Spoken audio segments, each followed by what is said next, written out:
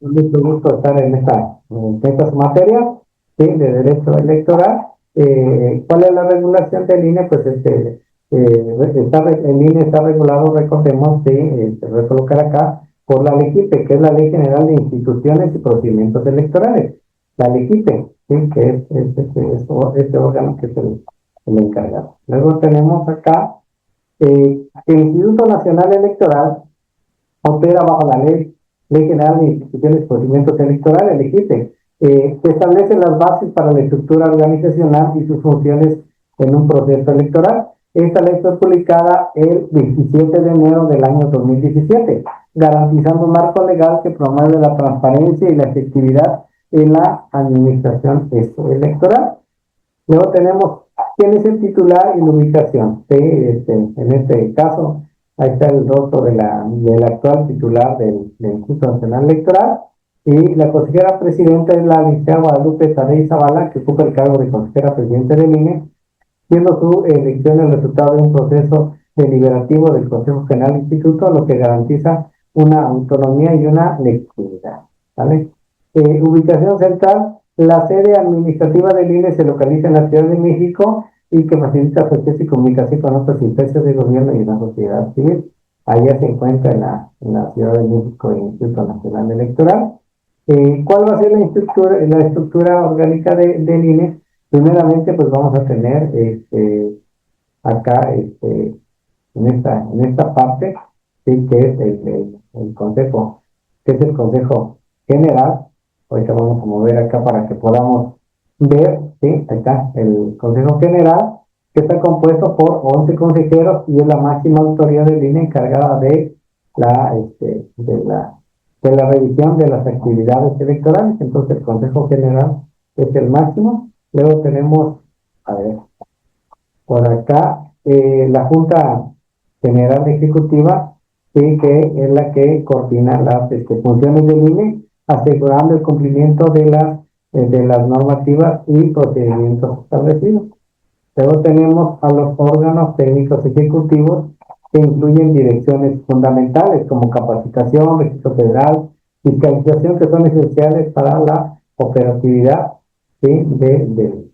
Luego tenemos al órgano interno de control, el OI, ¿sí? Interno de control, el OI, que es el órgano que supervisa y realiza auditorías garantizando la transparencia y el uso adecuado de los recursos que tiene el INE. Luego tenemos esta parte de los consejos locales y distritales, que operan en cada entidad y distrito electoral, jugando un papel crucial en la organización y supervisión de los procesos electorales locales. De hecho, había hasta hace poco una convocatoria para participar como consejero distrital, acá en materia federal. Sí, luego tenemos acá presupuestos, por ejemplo, para el ejercicio 2025, un análisis de la solicitud de los recortes de línea para la parte del año 2025. Se solicitó un total de 44.470 millones para cubrir gastos operativos de elecciones judiciales, consulta popular y financiamiento a partidos. Sin embargo, la Cámara de Diputados le recortó un 33%, resultando aproximadamente 27.000 millones de pesos disponibles, ¿vale? De eso, solo fue de 44, solo fue con 27, quiere decir que 27 para 30 son 3 y 40, 13 millones más o menos, ¿sí? 13 millones, sí, se le recortó, sí es bastante lo que se le recortó, sí, en ese sentido. El 31 de diciembre del 2024, el acuerdo ajustado fue aprobado por el INE, estableciendo criterios de autoridad para el ejercicio fiscal con 4.400 millones reservados para la organización de la elección judicial, que es la que acaba, la última que tuvimos. Entonces voy a mover acá tantito para que podamos observar. Ok, acá, ¿sí? Y tenemos acá elecciones del Poder Judicial, que fue la última. Son un hilo histórico en la democracia mexicana, previas a la elección de jueces y magistrados y ministros programada para el junio de 2025, que fue la última. Este proceso pues, busca garantizar una selección transparente, justa, promoviendo la confianza ciudadana en el sistema judicial.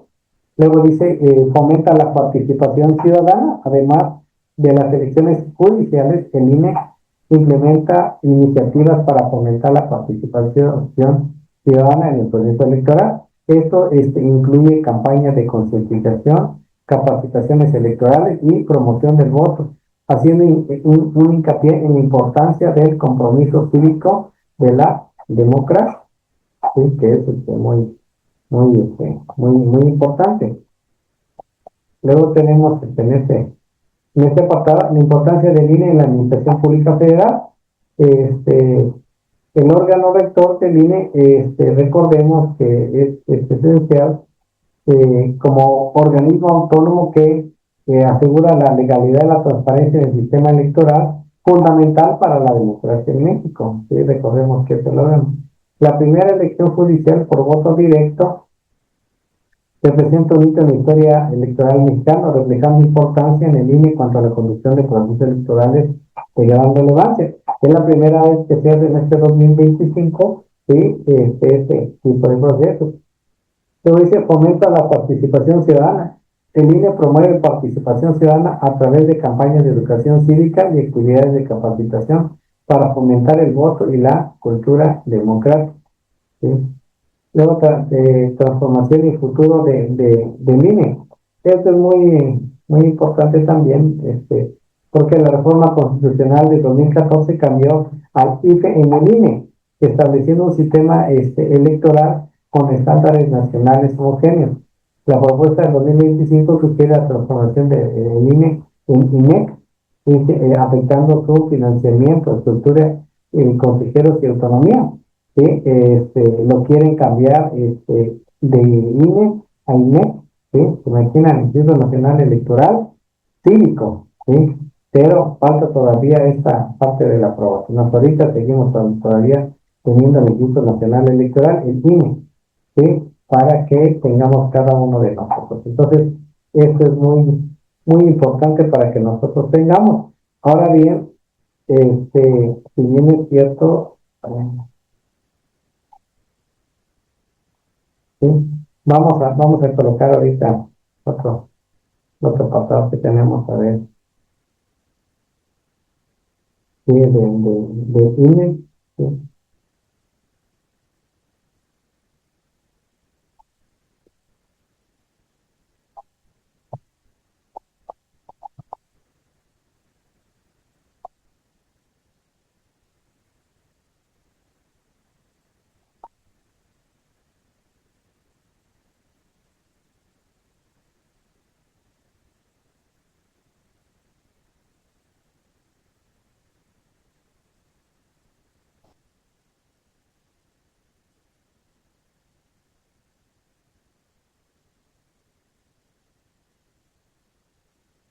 A ver acá, nada más. Buenas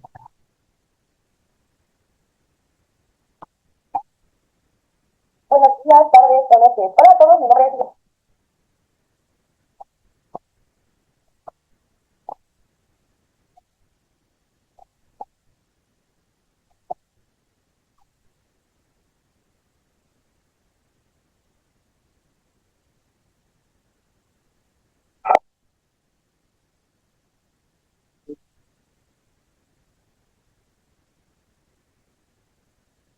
Si no podemos ver algo, con toda confianza nos dice, licenciada, Rosy, ¿sale? Para poder, checar, esta Sí, parte. está bien, Lick. Está bien.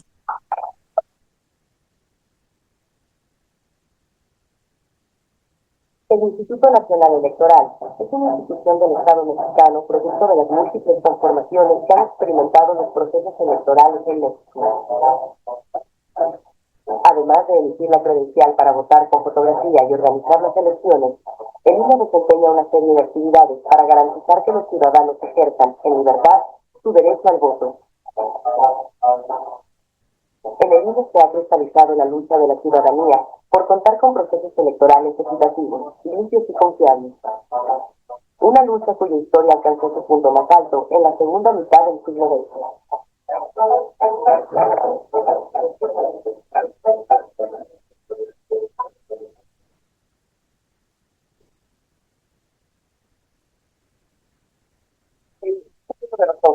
desde su origen, es producto de la desconfianza histórica en los procesos electorales. Los procedimientos que supone nuestro sistema electoral, la institucionalidad electoral que nos hemos dado en México, no sería necesario. Pero cuando la desconfianza es el eje vertebrador, no solamente lamentablemente de la vida pública, sino también en muchos sentidos de la vida privada, me parece que un sistema electoral como que hemos venido construyendo en México, con estos blindajes abigarrados, hasta barrocos, plasmados en las leyes, y una institucionalidad como la que hemos construido es indispensable. Hoy todavía es indispensable. Alejado del cardenismo, el sistema político mexicano entró en una nueva etapa luego de las elecciones presidenciales de 1940. En la jornada electoral de ese año, se enfrentaron violentamente los partidarios de los candidatos Manuel Ávila Camacho, del Partido de la Revolución Mexicana, y Juan Andreu Almazán, del Partido Revolucionario de Unificación Nacional. Al menos 30 personas murieron el día en que el general Ávila Camacho resultó vencedor. Como consecuencia de estos hechos, el presidente Ávila Camacho intentó poner fin a la violencia con un proyecto con el que buscaba centralizar la organización de los procesos electorales y promover la competencia partidista en el país. En 1946, Ávila Camacho promulgó la Ley Federal Electoral y creó la Comisión Federal de Vigilancia Electoral. Pero en el marco de dicha promulgación, en enero de 1946, en León, Guanajuato, decenas de personas que denunciaban irregularidades ante las elecciones municipales fueron asesinadas cuando algunos miembros del ejército les dispararon en la plaza central de la ciudad. A partir de la transformación del PRN en el Partido Revolucionario Institucional, la violencia cedió su lugar a un mecanismo de control electoral orquestado por el partido oficial y el gobierno en turno. El sistema permitía que el presidente, por medio precisamente del PRI, designara a sus sucesores. Este arreglo llevó a la presidencia a Miguel Alemán Valdés en 1946. A pesar de la rigidez del sistema, surgieron opositores como el general Miguel Enrique Guzmán. Creando conciencia cívica en un mayor número de votantes, la Dirección Nacional del Registro Electoral garantiza la legitimidad de las elecciones. Millares de empleados ordenan las listas de electores en las 3.500 agencias del registro, diseminadas por todo el país, llevando un control absoluto de la población. En las elecciones de 1940, el número de votantes llegó a 1,5 millones. En 1946, ascendió a 2.400.000. Desde los más altos funcionarios hasta los más modestos ciudadanos, quienes cumplen con el empadronamiento, sumarán un total de 4 millones en la próxima justa electoral, demostrando la madurez cívica alcanzada por el pueblo. En las elecciones de 1952, resultó triunfador el candidato oficial Adolfo Ruiz Cortines, y las protestas de los antifistas fueron reprimidas con violencia. En estas condiciones de inequidad ocurrió, no obstante, un avance histórico. En 1953, ya bajo el gobierno de Ruiz Cortines, se reconoció el derecho al voto a la mujer, que fue ejercido por primera vez en los comicios federales el 3 de julio de 1955. Más tarde, en 1963, durante la presidencia de Adolfo López Mateos, tuvo lugar una reforma electoral que permitió a los partidos minoritarios la posibilidad de tener diputados de partido. ¿Por qué se lleva a cabo la reforma del 63? Porque empieza a caer la participación electoral, que debe haber sido de todas formas muy pequeña. Es una reforma que lo que propone es una fórmula y generis de representación proporcional para las oposiciones, porque les da temor que no haya manera de expresar el descontento, que de alguna manera las elecciones serán una válvula de escape. Gracias a esa reforma, entró al Congreso de la Unión un número mayor de diputados de partidos opositores, como el Partido Acción Nacional, el Partido Popular Socialista y el Partido Auténtico de la Revolución Mexicana. Estos dos últimos solían ser aliados electorales del PRI. A pesar de su incipiente empeño modernizador, el régimen autoritario generó un descontento social que se tradujo en huelgas y movilizaciones. Fue en ese contexto de demandas ciudadanas como surgió el movimiento estudiantil de 1968. Era un movimiento de un gran sentido de apertura, de crítica, no solamente por demandas específicas de un sector de la sociedad, sino por un cambio realmente de régimen político. Será la llamada generación de 1968 la que encabezaría, 2 décadas después, una serie de reformas que transformarían la organización y la conducción de los procesos electorales en México, para recuperar la confianza ciudadana en las elecciones.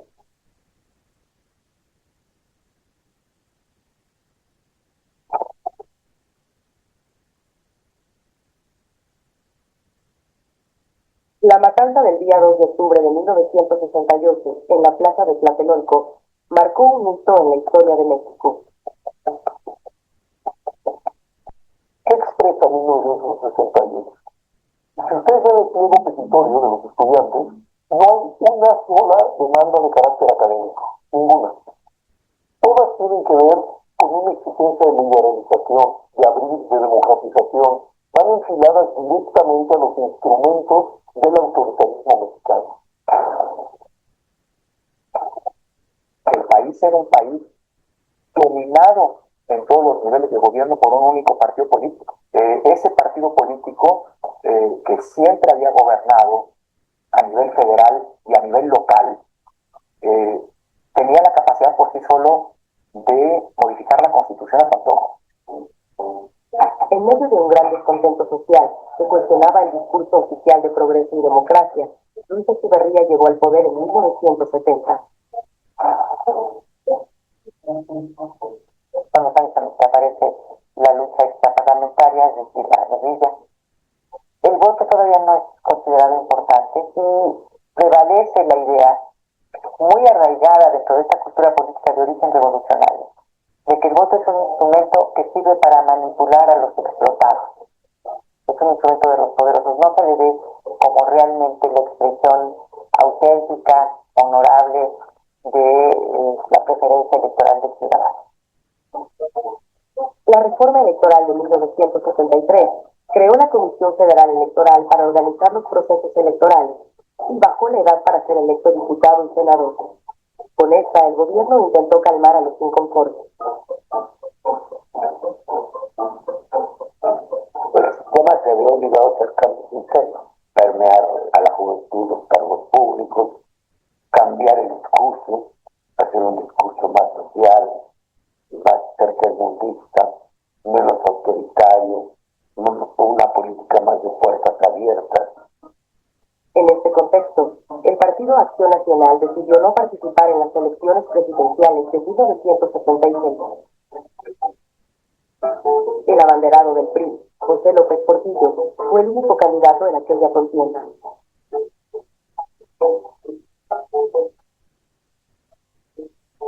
La ausencia de oposición urgió a una modificación en el sistema. Era la reforma política de 1977, promovida por el entonces secretario de Gobernación, Jesús Reyes Heroles. Entonces, ahí sí ves una reacción por parte del gobierno, desde luego obligada, presionada por los movimientos de la sociedad civil, en donde pues el gobierno hace una evaluación de cuáles serían los costos y los beneficios de dar cierta apertura controlada. La reforma de 1977 logró abrir espacios parlamentarios para la izquierda radical. Por primera vez, el Congreso albergó diputados comunistas. El PAN incrementó también el número de diputados federales, como evidencia de la pluralidad política alentada por la reforma. Yo creo que es uno de los políticos más difíciles que ha tenido este país. Tuvo la convicción de que había que hacer un cambio y abrió la posibilidad de una reforma política que diera acceso a todo ese conjunto de fuerzas que tenían una actitud crítica tanto de derecha como de izquierda. Jamás se planteó que el gobierno dejara de donar, quiero decir. Es que se dice que fue una gran reforma política y yo digo que no. En 1962, una abrupta baja en los precios economía mexicana. En medio de esta terrible crisis, México viviría la transformación más relevante del sistema de partidos políticos en su historia.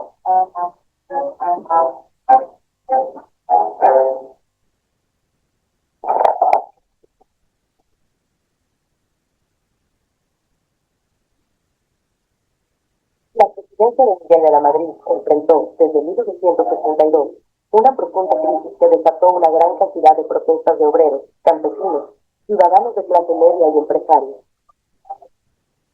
Toda una serie de expresiones de descontento, porque ese partido revolucionario institucional, que en sus orígenes fue un partido con bases populares, pues fue perdiendo las bases populares y se fue volviendo una burocracia política pues muy aferrada, podríamos decir, a los mecanismos de poder. Yo creo que en ese marco de crisis, pues partidos de oposición, destacadamente el Partido Acción Nacional, pues atrajo a muchos votantes de capas medias, empresarios, profesionistas. En 1963, el PAN impulsó desde el norte una nueva alternativa política. Luis H. Álvarez ganó la presidencia municipal de la capital de Chihuahua y Francisco Barrio ganó en Ciudad Juárez. Sumada a estas derrotas del partido oficial, el sismo que sacudió la Ciudad de México en 1965 evidenció un gobierno ineficaz para atender el desastre y una sociedad civil solidaria frente a la adversidad.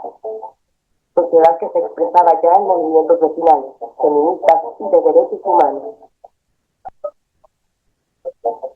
Yo creo que en la década de los 80 empieza un proceso interesante que da lugar al movimiento ciudadano que fue tan definitorio como fue la Alianza Cívica, porque tuvo un protagonismo tan importante en la década del 90 y en los procesos de ciudadanización y construcción del entramado de instituciones electorales autónomas.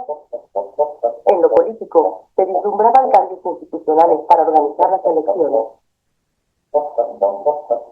Bueno, la autocalificación de la elección fue un referente en México durante muchísimos años. Y le correspondería en ese momento a las autoridades, sobre todo a la Secretaría de Gobernación, organizar la elección cuando la calificación la hacía de manera interna los propios órganos legislativos. De ahí la necesidad, a través de los requerimientos de la ciudadanía, a que se creara una instancia distinta a estas para que se organizara una elección. El Código Federal Electoral de 1966 se orientó a darle mayor credibilidad a las elecciones. Sin embargo, las inercias por controlar los comicios continuaron. Ese año, en las elecciones para gobernador en Chihuahua, se acusó al PRI de efectuar un fraude. Eran elecciones totalmente desequilibradas. Los medios de comunicación cubrían de una manera las campañas oficiales y de otra a las campañas de los partidos de oposición. Los recursos financieros con los que contaba el partido gobernante, el PRI, y los recursos con los que contaban los partidos opositores eran igualmente abismales, pero aún así, pues la vía electoral empezaba cada vez más a atraer a grupos sociales, a personas, a destacamentos que veían en esa vía una promesa de transformación. Las señales de cambio se atisbaron gracias al nuevo Código Federal Electoral, que permitió las coaliciones y los frentes electorales. Además de introducir el criterio de representación proporcional en la integración de la Comisión Federal Electoral en 1967. Ese mismo año fue creado, además, el Tribunal de lo Contencioso Electoral, que significó una innovación institucional para atender asuntos de orden político electoral en el ámbito administrativo. Más adelante, en el seno del partido oficial, el PRI, surgió una corriente de izquierda que se separó del partido, el Frente Democrático Nacional, que representado por Cuauhtémoc Cárdenas, contendió a la par del candidato del PAN, Manuel J. Gutiérrez. y del priista Carlos Salinas de Gortari por la presidencia de la República en 1988. La autoridad electoral, encabezada por el secretario de Gobernación, dio la victoria al candidato del PRI tras una cuestionada falla técnica en el cómputo de los votos. Hubo fraude generalizado cometido contra la ciudadanía en su conjunto, contra el país en su conjunto, aparte de que hubo a lo largo del país mucha violencia, expulsión de representantes de la oposición con amenazas armadas, robo de urnas, robo de votos, desaparición de votos, en fin, hubo toda una serie de formas de ejercer violencia contra la oposición. Yo digo que hay, como en los malos chistes, 88 trajo una buena noticia y una muy mala. ¿Cuál fue la buena? Que por fin nos dábamos cuenta que las elecciones podían ser, incluso a nivel presidencial, realmente competitivas. Y que la pluralidad política que existía en México ya no cabía bajo el manto de una sola organización, una sola ideología, un solo discurso. La mala noticia, la muy mala noticia, porque ni las instituciones, ni la legislación, ni los operadores políticos estaban capacitados. Ya vamos a llegar ahorita a la parte del INE. Está bien. Nada más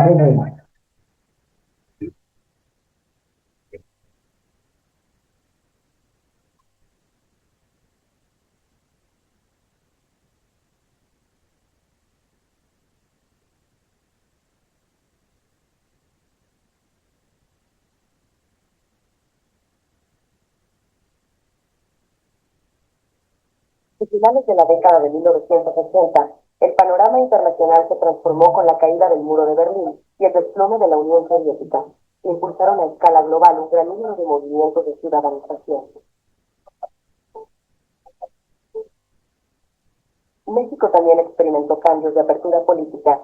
En 1989 se creó el Partido de la Revolución Democrática y se reconoció el triunfo del opositor Ernesto Rusco Apel como gobernador de Baja California. En 1991, el líder social Salvador Nava emprendió la Marcha por la Dignidad, con la que consiguió la renuncia del gobernador de San Luis Potosí, electo en unos comicios que consideró fraudulentos. Después, en 1992, se presentó otra victoria panista en Chihuahua. Y en Michoacán, las elecciones estatales fueron impugnadas por el PRD, lo que tuvo como consecuencia que el gobernador electo pidiera licencia a los 21 días de haber tomado el cargo. En este clima de tensiones políticas, en 1990, se expidió el Código Federal de Instituciones y Procedimientos Electorales, que ordenó la creación de un organismo público para organizar las elecciones federales, el Instituto Federal Electoral, el IFE.